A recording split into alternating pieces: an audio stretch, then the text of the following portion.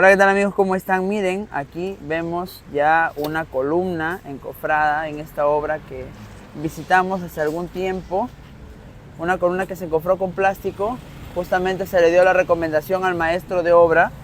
Podemos apreciar la calidad del concreto. En este caso ya no hubieron esquinas rotas. Esas columnas las estamos aplicando desde hace muchos años. En el canal de Global Invent pueden encontrarlo. Y frente a una que encofraron sin plástico, ¿no? Acá vemos una calidad un poco menor.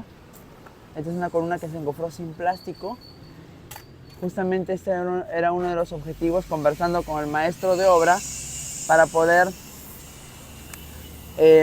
evidenciar la diferencia, ¿no? De trabajar con un encofrado con plástico y un encofrado sin plástico. El mismo día se llenó esta columna y esta de acá. Se llenó el mismo día. Pero la diferencia la vemos bastante marcada, ¿no?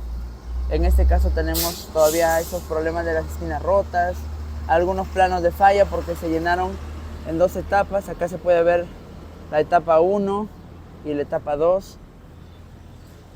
Esta columna también se llenó en dos etapas, pero no se ve ese plano de falla, justamente por lo que tenemos plástico.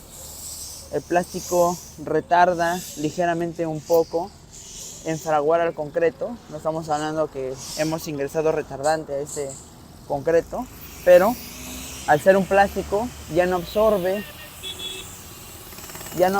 se puede decir, la humedad de la mezcla de concreto. Entonces la columna fragua de una mejor manera. De todas maneras tiene que curarse esto, ¿no? Se tiene que curar mínimo 7 días esta columna, casi todos los días, mañana, tarde, mañana, mediodía y el momento de retirarse de la obra para que quede mucho mejor. Pero de verdad que hubo una diferencia pues en este trabajo y nos sentimos orgullosos de poder compartirlo con ustedes. Son obras que visitamos, se puede decir, en la calle, las encontramos y tratamos de capacitar a las personas para que puedan construir un poco mejor. ¿Sí? Algunas personas me van a preguntar, ingeniero, pero la dosificación de esta columna, ¿cuál es? Miren, siempre que trabajen un concreto 210, son 4 volúmenes o 4 baldes de piedra de media, 3 baldes de arena, una bolsa de cemento. Y agua, aproximadamente un balde o un balde y medio, dependiendo, porque estamos aquí en una zona bastante calurosa, que es Trujillo. Entonces, un balde y medio, exagerando, pero debería ser un balde nada más. ¿Qué ventajas tiene esta columna y por qué queda así? Porque después me dicen, ingeniero, pero esto va a ser muy difícil de tarrajear. ¿Hay ventaja o no hay ventaja? Evidentemente sí hay ventaja, pues, ¿no? Esta superficie, voy a acercar lo más que pueda, se darán cuenta que no hay poros, ¿no? O muy pocos, ligeramente algunas pequeñas microfisuras sin importancia realmente. La superficie queda totalmente impermeabilizada con respecto al ambiente. Entonces el ambiente no ingresa a los poros de esta columna. Al no ingresar a los poros, entonces ya no entra el dióxido de carbono y no malogra nuestras columnas en un corto periodo de tiempo. Ya saben que la carbonatación es uno de los grandes problemas que tienen las obras de concreto armado, por lo cual las estructuras de metal que tiene interna o las estructuras de acero se ven corroídas, se ven dañadas. Entonces, como yo tengo esta superficie muy lisa, evita que ingrese esta humedad. Pero no solamente eso, ¿por qué? Porque en esta columna yo tengo la misma resistencia desde el inicio de la columna, o sea, desde el punto superficial contra el encofrado hacia adentro, tengo la misma resistencia.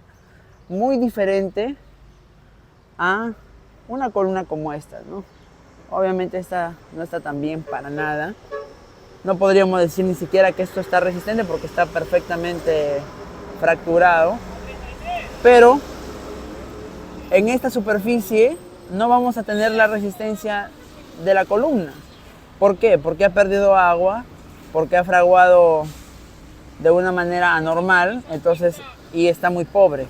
Entonces acá podríamos tener incluso una resistencia mucho menor que 100 kilogramos por centímetro cuadrado. mucho menor, ¿no? Y peor aún si realicé una dosificación inadecuada.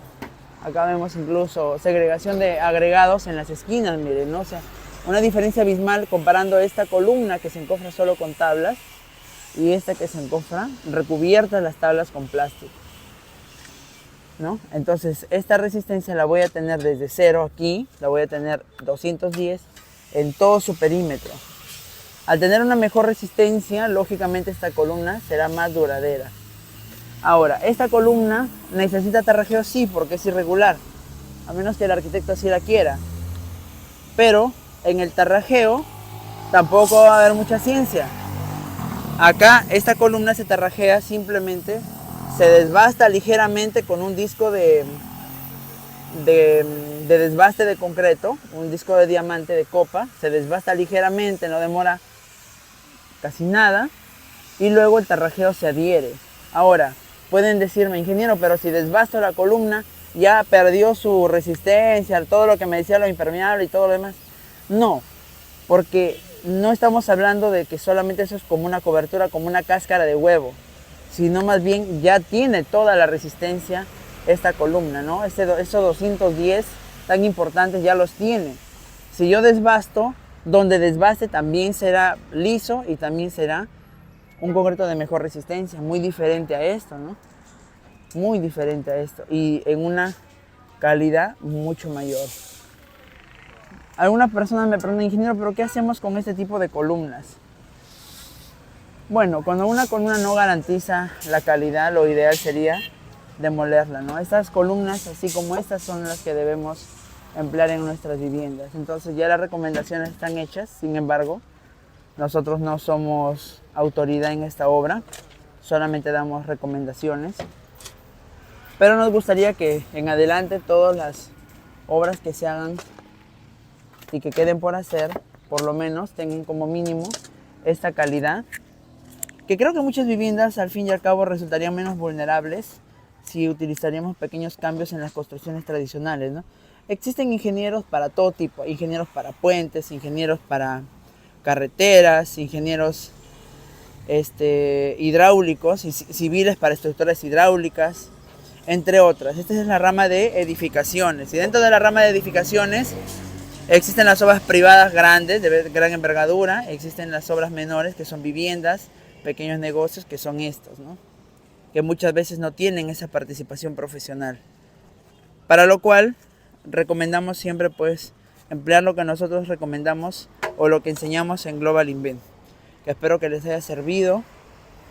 Y como siempre decimos, si quieren vivir en el futuro, ya no construyan como en el pasado. Nos vemos, amigos. Nos vemos con esta vista de esta columna para que todos los propietarios en adelante puedan comparar la calidad y le exijan a sus constructores que les dé lo mínimo que es esto, para que tengan una vivienda segura y su inversión esté protegida.